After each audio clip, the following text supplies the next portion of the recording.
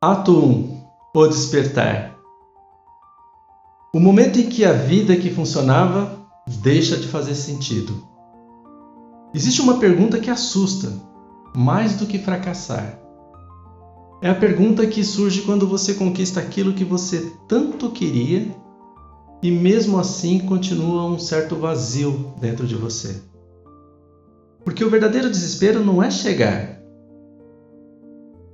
É chegar e descobrir que aquilo não era o seu destino. Talvez você até conheça essa sensação. Olha só, a carreira continua, a família continua, os compromissos diários, sua rotina, as coisas continuam. As responsabilidades que você tem também continuam. Por fora, olha só, por fora parece que nada mudou, mas por dentro, aí o bicho pega. Parece que alguma coisa já não se encaixa. E o mais curioso disso tudo é que quase ninguém percebe quando isso começa. Não existe assim uma grande tragédia. Não existe um aviso, uma notificação, um sinal, aquela bolinha vermelha que aparece lá no ponto. Não existe um colapso. Existe apenas uma sensação assim crescente, uma sensação crescente de estranheza.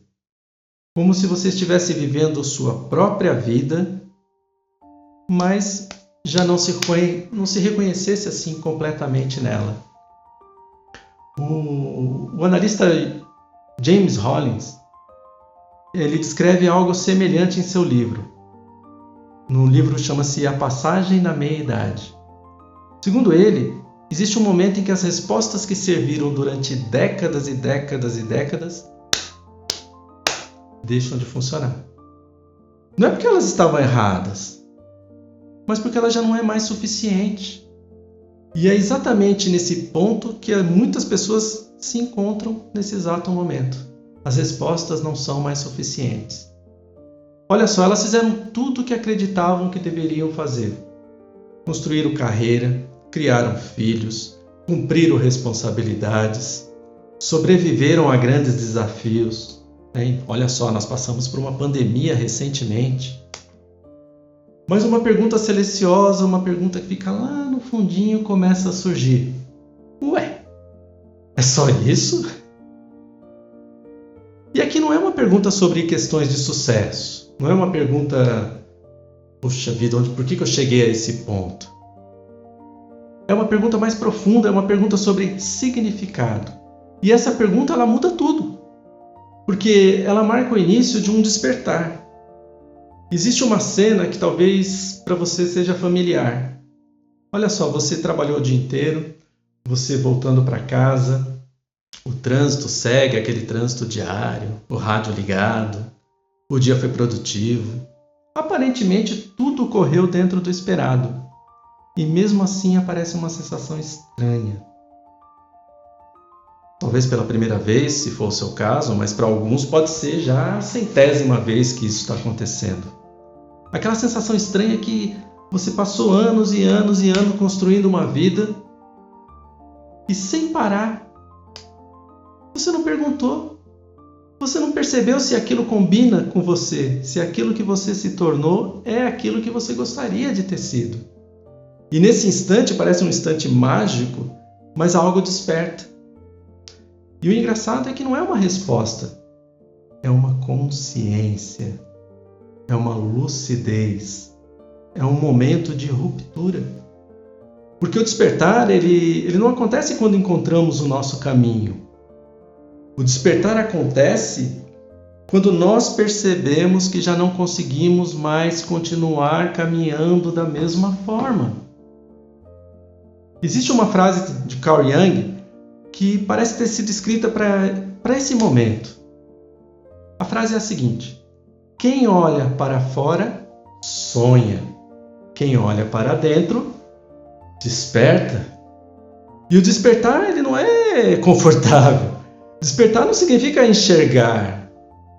Significa enxergar escolhas, significa fazer escolhas. Significa enxergar aquelas perdas, coisas que vão ficando para trás. Significa enxergar desejos esquecidos, coisas que você renegou ou você deixou de lado. Enxergar partes de você mesmo que foram abandonadas ao longo dos anos e anos e anos.